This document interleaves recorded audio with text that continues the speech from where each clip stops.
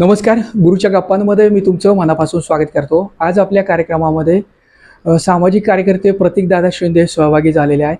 खरं तर सातारा शहरामध्ये आता पाणीबाणी आली की काय असं चित्र दिसून येत आहे.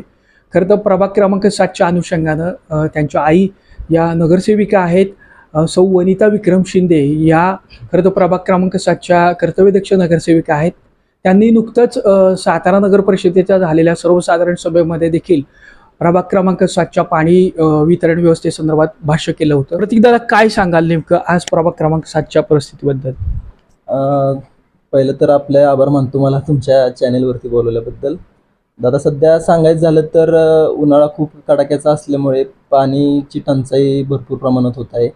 त्यासाठी महाराजांच्या कानावरती घातल्यानंतर अध्यक्षांना सांगून उपाध्यक्षांना सांगून बोरवेल सगळ्या पहिल्यांदा दुरुस्त करून घेतल्या.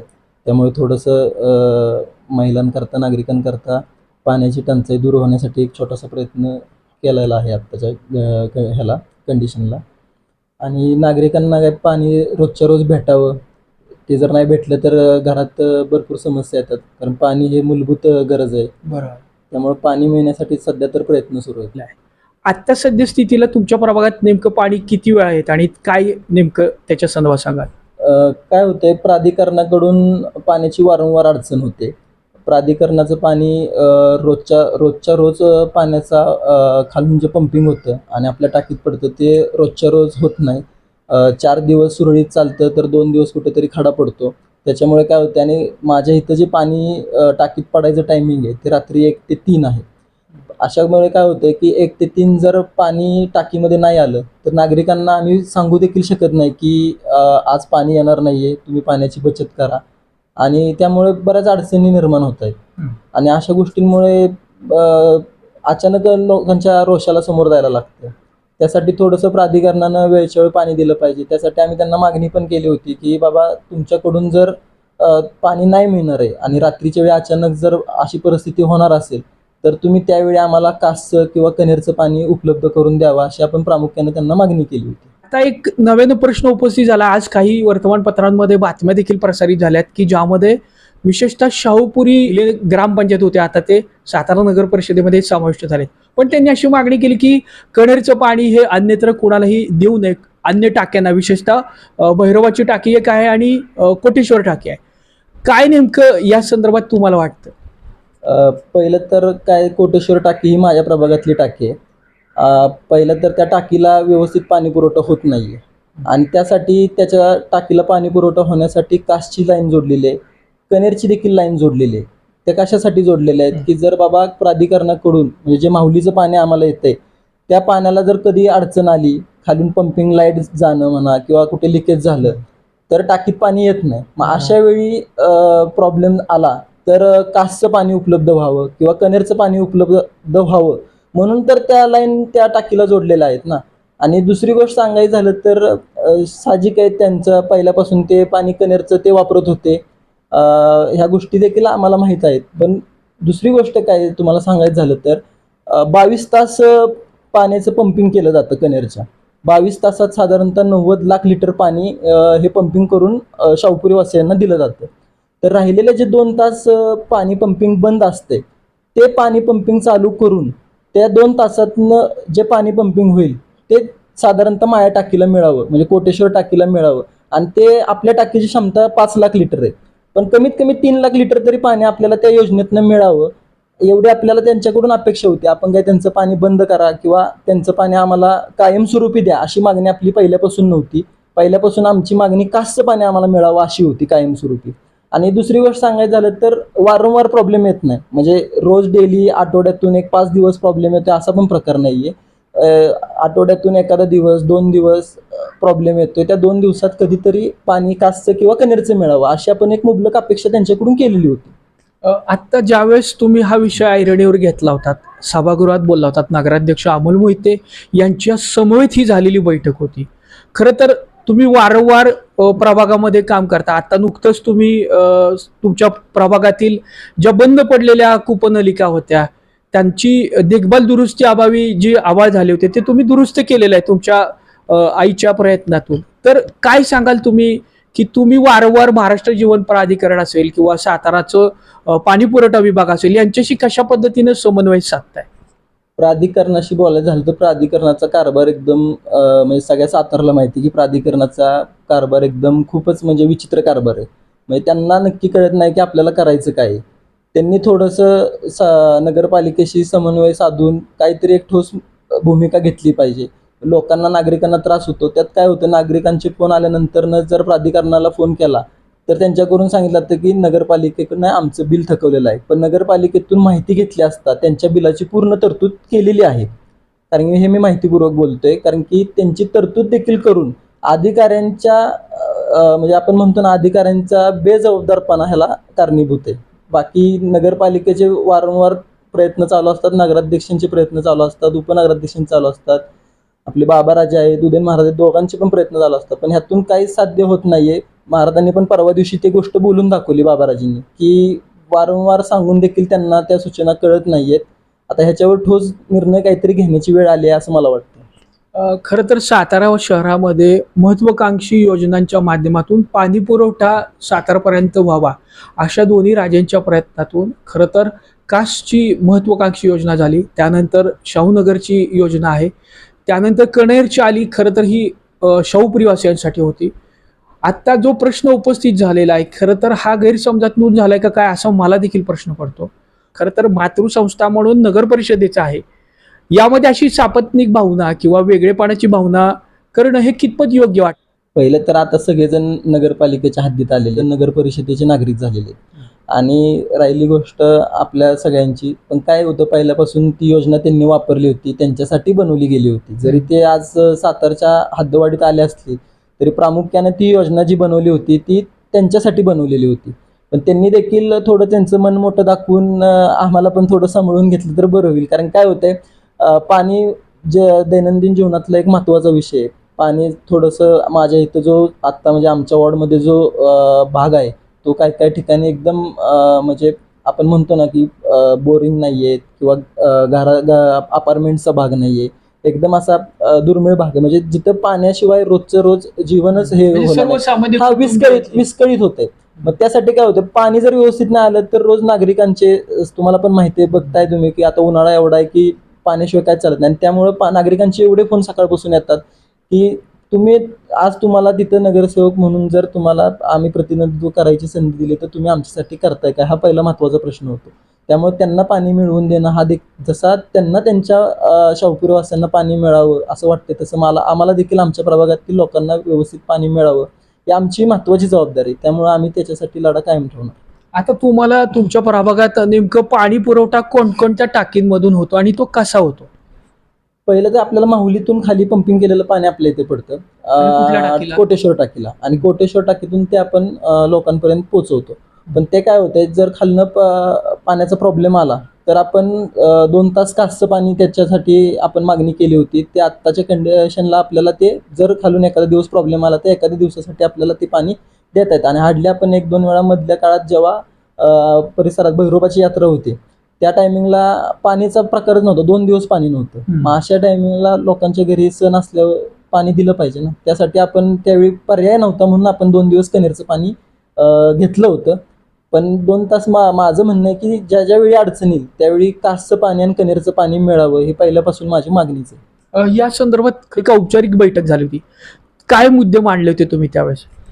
त्यावेळी काय झालेलं की जी आपली आत्ताची टाकी आहे ती 5 लाख लिटरची टाकी आहे, कोटेश्वर टाकी, आणि त्याच्याच शेजारी गंडामा नाक्यावरती आपण एक 10 लाख लिटरची टाकी बांधत आहे. त्याच्या आत्ता स्लॅब लेवलला ती टाकी आहे. मधल्या काळात त्याचं काम थोडंसं बंद होतं, काय टेक्निकल अडचणींमुळे ते बंद होतं. ते अध्यक्षांशी बोलून ते आता पुन्हा सुरळीत झालेलं आहे. 1-2 महिन्यात ते पाणी ते सुद्धा काम कम्प्लीट होईल. मग त्याला प्रामुख्यानं मी त्यांना मागणी केली होती की बाबा, जर प्राधिकरणाकडून जर वारंवार पाण्याचे प्रॉब्लेम होत असेल तर तुम्ही कायमस्वरूपी आम्हाला कासचं पाणी द्या, कारण की त्या टाकीला आपल्या कासची देखील लाईन जोडलेली आहे आणि कनेरची पण जोडलेली आहे. जर त्यांनी कायमस्वरूपी आपल्याला कासचं पाणी दिलं तर कनेरच्या पाण्याचा प्रश्न मिटून जाईल. मग या संदर्भात काय अध्यक्षांनी काय तुमच्याशी संवाद साधला? अध्यक्षांनी त्याच्यावर ठोस भूमिका घेतली ना. अध्यक्षांनी जेव्हा आपल्याला पाणी प्राधिकरणाकडून मिळत नाही त्यावेळी आपल्याला 2 तास कासचं पाणी त्यांनी उपलब्ध करून दिलेलं आहे. आणि कासच्या पाण्याची पण त्यावेळी अडचण आली तर आपण कनेरचं पाण्याला हात लावत होतो. पण त्यांनी आपल्याला कासचं पाणी उपलब्ध करून दिलेलं आहे. खरं तर हे पाणी वितरण करण्याचं दायित्व हे नगर परिषदेच्या पाणी पुरवठा विभागाचं आहे.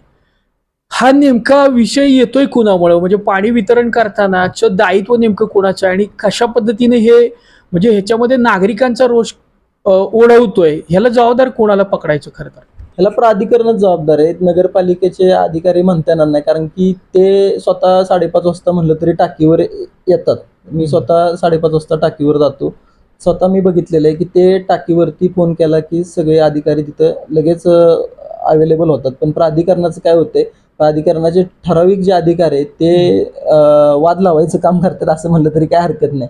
कारण की त्यांना देखील माहिती आहे की 22 तासच आपण चौपुरीला पाणी देतोय, 2 तास आपलं पंपिंग बंद असते. असं असताना देखील संभ्रम त्यांच्यात निर्माण करायचा आणि दुसऱ्याला मिळणारं पाणी बंद करायचं, ह्याच्यामुळे काय होतंय, त्यांना काम करायचं नाहीये का जास्त कामाचा लोड होतोय म्हणून दोघांच्यात वाद झुपून द्यायचा आहे, हे त्यांनाच प्रश्न विचारला पाहिजे आता प्राधिकरणाला. खरं तर सातारा शहरातील अत्यंत महत्त्वपूर्ण होत असलेला कासचा महत्त्वाकांक्षी प्रकल्प तो आता पूर्णत्वासच जाण्यासाठी काहीच अवधी शिल्लक राहिला आहे. साधारणतः 3 ते 4 महिने इतकाच अवधी शिल्लक राहिलेला आहे. त्यानंतर सुरळीत पाणी पुरवठा सर्वांनाच मुबलक मिळणार आहे. खरं तर पुढच्या 60 वर्षाचं हे धोरण असल्याचं खासदार श्रीमंत छत्रपती उदयनराजे भोसले म्हणाले होते, नामदार शिवेंद्रसिंहराजे भोसले म्हणाले होते आणि त्या दृष्टीने त्या दोघांनीही खरं तर साताऱ्याच्या अत्यंत महत्त्वाचा हा विषय ऐरणीवर घेतला आणि तो पूर्णत्वाकडे जातोय. आत्ता कुठं थोडंसं म्हणजे हत्ती गेला ना तर शेपूट राहिला अशा पद्धतीची एक परिस्थिती उद्भवली असताना पाणीसारखी समस्या निर्माण होते. आज साताऱ्यातील विविध प्रभागांमध्ये पाणी पुरवठा विस्कळीत झालेला आहे. एक दिवस पूर्णतः पाणी त्यांना मिळत नाहीये, 1 किंवा 2 पेक्षाही जास्त. काही ठिकाणी टँकरनं पाणी पुरवठा केला जातोय. त्रिशंकू भागात आणि नव्यानं पालिकेच्या हद्दीत समाविष्ट झालेल्या भागांना टँकरनं पाणी पुरवावं लागतंय, इतकी वाईट अवस्था आलेली आहे. खरं तर अशा परिस्थितीमध्ये पाणी न देणं किंवा आमच्या आमचं पाणी आहे, आमचा अधिकार आहे, ते दुसऱ्याला मिळूच देऊ नये किंवा दिलंच गेलं नाही पाहिजे. खरं तर हे अडचणीचा विषय म्हणून आपण बघतोय. तुम्ही मानवतेच्या दृष्टीने काय बघता, कसं बघता या गोष्टीकडे? पहिली गोष्ट तर आपण एकमेकांना सहकार्य केलं पाहिजे. आणि पाणी खूप मोठा विषय आहे, त्यामुळे उद्याच्याला जर कनेरचं पाणी मी म्हणतोय 8 दिवसासाठी बंद झालं तरी आमचं पण म्हणणं असेल की त्यांना आपल्या कासच्या लाईनमधून पाणी दिलं गेलं पाहिजे, माऊलीचं पाणी दिलं गेलं पाहिजे. हा एकमेकांना सहकार्याची भावना असली पाहिजे आणि त्यांची देखील भावना आहे सहकार्याची. पण MGP कडून त्यांना जे सांगितलं जाते ते चुकीचं सांगितलं जाते, त्याच्यामुळे हा सगळा घोळ निर्माण होते. पण त्यांना जर व्यवस्थित माहिती दिली तर हा घोळ मिटून जाईल असं मला वाटतं. तुमच्या प्रभागातील नागरिकांना सुयोग्य, मुबलक आणि वेळेत पाणी पुरवठा होणं यासाठी तुम्ही एकूणच काय तुमचे आता पुढचे प्रयत्न राहणार आहेत? आत्ता पहिलं सांगायचं झालं तर आत्ता आपली 5 लाख लिटरची टाकी आहे. त्यातून माणसांना म्हणजे जे नागरिक आहेत त्यांना पाणी आपण व्यवस्थित देऊ शकत नाही, याची खंत मला देखील आहे. कारण की जेव्हा आईला उभं केलं होतं त्याच्यावेळी आम्ही वारंवार जेव्हा मतं मागण्यासाठी लोकांच्या दारात जात होतो तेव्हा त्यांनी क्लिअरली सांगितलं होतं की दादा तुम्ही काही करा पण पाणी आम्हाला सुरळीत मुबलक भेटलं पाहिजे. पाण्याची अडचण आहे, जेव्हा आम्ही देखील तेच पाणी वापरतोय घरामध्ये, त्यामुळे आम्हाला पण माहीत आहे की पाण्याची किती अडचण आहे. पण जेव्हा लोकांच्या दारात होतो तेव्हा आम्ही त्यांना शब्द दिला होता की येत्या काही दिवसात आम्ही तुमचं पाण्याचा प्रश्न सोडवू. आणि आत्ता जी नवीन टाकी आपली त्याला काही कालावधीच लागणार आहे, 3 महिन्यात ती टाकी कंप्लीट होते. साधारणतः आता शेवटच्या टप्प्यात तिचं काम चालू आहे आणि त्याला कासचंच पाणी आपण जोडलेलं आहे. म्हणजे जे आपल्याला प्राधिकरणाला त्रास होत होता तो आपण कुठंतरी बंद करून त्याला कासचीच लाईन जोडलेली आहे. आता कासचं तुम्हाला माहिती आहे, कासचं एक थोड्या दिवसात ती पण लाईन कंप्लीट होते. 1100 मीटर साधारणतः काहीतरी काम त्याचं राहिलेलं आहे आणि ते काम कंप्लीट झाल्यानंतर आपल्या नवीन टाकीला कासचंच पाणी भेटणार आहे. आणि ती टाकी आपली 10 लाख लिटरची, त्याच्यावरती आता नवीन कनेक्शन काही आपण म्हणजे द्यायचा प्रश्न येत नाही, कारण की सगळ्यांच्या घरात कनेक्शन गेलेले आहेत. अशा स्वरूपामध्ये आपल्याला जास्तीत जास्त म्हणजे आता जे 1.5 तास पाणी येते, पहिलं तर 15 मिनिटं पाणी येत होतं. आपण मुद्दा उपस्थित केल्यानंतर ते सगळं झाल्यानंतर आता 1.5 तास पाणी येते, कधी कधी अर्धा तास येते. जे हे डायव्हर्शन म्हणजे 15, अर्धा तास, 1.5 तास हे कुठंतरी फ्लेक्झिबल एका ठिकाणी येऊन थांबलं गेलं पाहिजे. ती टाकी आपली नवीन जेव्हा कंप्लीट होईल ती तेव्हा एका ठिकाणी येऊन थांबेल. म्हणजे साधारणतः 1 तास असेल, 1.5 तास असेल, 2 तास असेल, जेवढं जास्तीत जास्त पाणी लोकांपर्यंत पोहोचवायला येईल तेवढं आपण त्यांना पाणी पोहोचवणार आहे आणि आपण जो त्यांना दिलेला शब्द आहे तो पूर्ण करणार आहे. खरं तर सातारा नगर परिषदेच्या माध्यमातून पाणी वितरण प्रणाली आता खूप चांगल्या पद्धतीने सुरू झालेली आहे. सातारा शहराची टोपोग्राफी पाहिली असता आपल्याला लक्षात येतं काही ठिकाणी उंच सकल भाग आहे, काही ठिकाणी खोलगट आहे, काही ठिकाणी समतल आहे, अशा विविध पद्धतीचं एक स्तर पाहायला मिळतो. त्यामुळं खरं तर सगळ्यांना पाणी, काही जणांना फोर्सनी पाणी मिळतं, काही जणांना कमी वेळात मिळतं, काही ठिकाणी 2-2 वेळा पाणी मिळतं, काही ठिकाणी एकदाच पाणी मिळतं. असं अनियमितता आपल्याला पाहायला मिळते. तुम्ही नेमकं काय सांगाल की तुमच्या प्रभागातील नागरिकांच्या होणाऱ्या गैरसोयी संदर्भात तुमची नेमकी भूमिका काय असणार आहे? आत्ता काय झालंय, काय काय आपल्या इथं पण असाच भाग आहे, थोडासा भाग चढाव आहे, थोडासा भाग उतारावरती आहे. जे चढावरती आहे त्यांना थोडंसं पाण्याचं प्रेशर कमी राहतंय, उतारावरती आहेत त्यांना पाण्याचं प्रेशर थोडं जास्त येते. मग याच्यासाठी आपण काय केले, जे आता नवीन टाकी होणार आहे त्याला जे सकाळच्या स्तरात म्हणजे 5 वाजता पाणी येते, त्याच्यानंतर 5:45 येते, 7:15 येते, असे जे 3 भाग आहे त्यांना आपण जे मध्ये वॉल ठेवले ते न ठेवता डायरेक्ट टाकीवरूनच हँडल करणारे वॉल आपण त्यासाठी म्हणजे त्याची चर्चा चालू आहे आपली की त्या भागाला सोडणारं पाणी हे टाकीवरूनच डायरेक्ट हँडल झालं पाहिजे. म्हणजे साधारणतः बुधवार टप्प्याचा भाग आहे तर बुधवार नाक्याचा भाग हा तिथूनच ऑपरेट झाला पाहिजे. आपला प्रतापगंज पेठेचा भाग आहे, आवाडातला आणि जो वरचा क्रांती स्मृतिकारचा भाग आहे तो एका वॉलवरती ऍडजस्ट झाला पाहिजे, जेणेकरून तिथल्या प्रेशरवरती एकच प्रेशर राहिलं पाहिजे, कुणाला मोटर लावायची वेळ आली नाही पाहिजे. पाणी जास्तीत जास्त दुसऱ्या तिसऱ्या मजल्यापर्यंत कसं चढल याच्यासाठी आमचे आता प्रयत्न सुरू आहेत. आता जो शाहूपुरी वासियांनी जो प्रश्न उपस्थित केला होता, त्यांच्या काही वैयक्तिक अडचणी असतील, त्यांच्याही प्रभागातील नागरिकांच्या समस्या असतील, पण कन्हेरचं त्यांची जी योजना आहे की जे कन्हेरचं योजनेचं पाणी हे खरं शाहूपुरी वासियांचं आहे असं त्यांचा दावा आहे आणि ते पाणी अन्य कुठल्याही टाक्यांना देऊ नये अशा पद्धतीचं त्यांची मागणी त्यांनी नुकतीच नामदार शिवेंद्रसिंह राजे भोसले यांच्याकडे केली होती.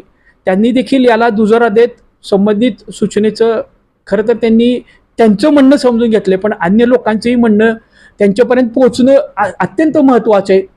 याचाच खरं तर हा परिपाक आहे. काय सांगाल तुम्ही नेमकं या पद्धतीमध्ये काय व्हायला पाहिजे? खरं तर त्रिशंकू भाग, त्यानंतर हद्दवाडीचा भाग आणि आता नव्यानं समाविष्ट झालेला नगर परिषदेतला भाग, काय सांगाल? पहिलं तर आपण बघितलं तर शाहूपुरी पहिल्यांदा ग्रामपंचायत होती आणि शाहूपुरीला सुद्धा पहिल्यांदा पाण्याची टंचाईच होती. माननीय नामदार शिवेंद्रसिंह राजे भोसले यांच्या प्रयत्नातनं योजना ती पूर्णत्वास गेली आणि ती शाहूपुरीसाठीच बनवलेली होती. हे आपण कुठेही म्हणजे चुकीचं आहे असं म्हणता येणार नाही. पण जे पंपिंग त्यांचं जे 22 तास होते ते 2 तास जे बंद होते ना त्यातूनच आपण पाणी मागितलेलं होतं आणि त्यांनी महाराजांना सांगितलं असेल, मला पण याची काही कल्पना नाही आहे की महाराजांनी काय पुढे सांगितलंय, पण मी देखील महाराजांशी बोलून याच्यावरती काहीतरी तोडगा काढेन. आणि तसं म्हणायला गेलं तर अध्यक्षांनी पण आपल्याला कासचं पाणी उपलब्ध करून दिलेलं आहे, पण कासच्या पाण्याची देखील अडचण आली, शक्यतो येत नाही पण आलीच तर आपण ते पाणी उपलब्ध करून मिळावं असं सांगितलेलं आहे. पण आता मी देखील महाराजांशी एकदा ह्याच्यावरती बोलून त्यांना सांगेल की बाबा 2 तास त्यांचं जे पंपिंग बंद राहते त्यातून तरी आम्हाला त्यांचं पाणी थोडं ज्यावेळी आम्हाला अडचण येईल, मी म्हणत नाही रोज मिळावं, पण ज्यावेळी अडचण होईल त्यावेळी मिळावं, एवढी मी देखील मागणी महाराजसाहेबांपाशी करणार. कारण की आता जर सद्यस्थितीला पाहिलं की पाण्याची टंचाई सर्वत्रच होते, विविध वेळेला पावसाचं परिस्थिती येते, कधी लाईट जाते, MSCBची लाईट गेल्यानंतर MGPला पाणी उचलण्यापासून अडथळे होतात आणि सगळाच विलंब लागतो. अडचणीच्या काळामध्ये खरं तर जर कन्हेरचं पाणी आपल्या कोटेश्वर टाकीला मिळालं नाही तर प्रभाग क्रमांक 7 मधल्या नागरिकांची विशेषतः अडचण होणार आहे. त्याच्या कोटेश्वर टाकीशी संलग्न असलेले कदाचित प्रभाग क्रमांक 12ची पण अडचण होणार आहे. अशा प्रामुख्यानं 2 प्रभाग या कोटेश्वर टाकीवरती आता अवलंबून आहेत. जर हे पाणी या लोकांना मिळालं नाही तर येणाऱ्या अडचणीचा तुम्ही कसा सामना करणार आहे? नाही, तसं म्हणता येणार नाही. आपल्याला कन्हेरचं पाणी नाही दिलं तर आपल्याला नगरपालिकेनं कासचं पाणी उपलब्ध करून द्यावं. आपल्याला पहिल्यापासून आपली मागणी तीच आहे ना की आता सद्यस्थितीला अजून योजना पूर्ण होण्याच्या अंतिम टप्प्यात आहे. नाही, पण पहिलं जी त्यांची चालू योजना आहे त्यातून तर पाणी आत्ता पुरवठा सगळ्या सातारला होतोच आहे ना. त्यातून 2 तास आपल्या जर आपण म्हणत नाही की रोज द्या, पण ज्या दिवशी खालून माऊलीच्या पाण्याचा प्रॉब्लेम होईल त्यावेळी 2 तास त्यांनी जर आपल्याला कासचं पाणी दिलं तर आपण कन्हेरचं पाणी मागतच नाही ना. हो, पण आता हे पाणीचं वितरण करण्याचं दायित्व नगर परिषदेवरती आलेलं आहे आणि अडचणीच्या प्रसंगामध्येच हा विषय येतोय. हे काही रोजचा विषय होतोय असं नाहीये. अडचणीच्या काळामध्ये सुद्धा जर अशा पद्धतीनं तुमची भूमिका तुम्ही मागणीच्या स्वरूपात करत असाल तर ह्यामुळं निश्चितच अन्य प्रभागातल्या नागरिकांमध्ये रोष निर्माण होणार नाही का? रोज तर होणार, कारण की पाणी तर सगळ्यांना लागते. पाणी कोणाला नकोय? टाकीत पाणीच नसलं तर पाणी कुठून का होईना पण उपलब्ध झालं पाहिजे अशीच मागणी सगळ्यांची असणार ना. आणि शेवटी नागरिकांना त्रास न व्हावा म्हणूनच आमचे प्रयत्न सुरू आहेत ना. त्यामुळे सगळ्यांच्या आता अध्यक्षांशी बोलून, महाराजांशी बोलून, त्यांच्या नगरसेवकांची, आमच्या नगरसेवकांची बैठक बसून कुठेतरी मार्ग काढू. नक्कीच. खरं तर हे होते प्रतीकदादा शिंदे यांच्याशी गुरुच्या गप्पांमध्ये. आपण साताऱ्यातील आणि विशेषतः प्रभाग क्रमांक 7 मध्ये जो आता पाणीबाणीचा प्रश्न निर्माण झालाय की उद्या साधारणतः रविवारी पाणी पूर्णतः बंद राहणार आहे, नागरिकांची गैरसोय होणार आहे. खरं तर या अनुषंगानं प्रतीकदादा शिंदे असतील आणि सौ नगरसेविका वनिता शिंदे असतील यांच्या माध्यमातून सर्वांना मेसेज पोहोचवलेले आहेत की उद्या पाणी येणार नाहीये असं वारंवार होत आहे. या अनुषंगानं खरं तर प्रभागातील नागरिकांच्या व्यथा या प्रतीकदादांनी वेळोवेळी नगराध्यक्ष असतील, उपनगराध्यक्ष असतील आणि यांच्यासमोर मांडलेल्या आहेत. तर पिण्याच्या पाण्याचं काय या संदर्भात कोटेश्वर टाकीकडून विशेषतः प्रभाग क्रमांक 7च्या नागरिकांना होणाऱ्या पाणी पुरवठ्यासंदर्भात अत्यंत महत्त्वाची भूमिका त्यांनी घेतलेली आहे. कुणीही त्या पाण्यावरती आपला वैयक्तिक हक्क सांगू नये या संदर्भात वेळ प्रसंगी ते स्वतः नेत्यांशी पण भेटणार आहेत, बोलणार आहेत आणि प्रभागातील नागरिकांच्या संदर्भात त्यांचं जे दायित्व आहे त्या अनुषंगानेच त्यांनी त्यांचे प्रश्न जे मी त्यांना विचारले त्याची त्यांनी समर्पक उत्तरं दिलेली आहेत. खरं तर त्यांनी वेळ दिला त्याबद्दल त्यांचं मनापासून आभार. धन्यवाद.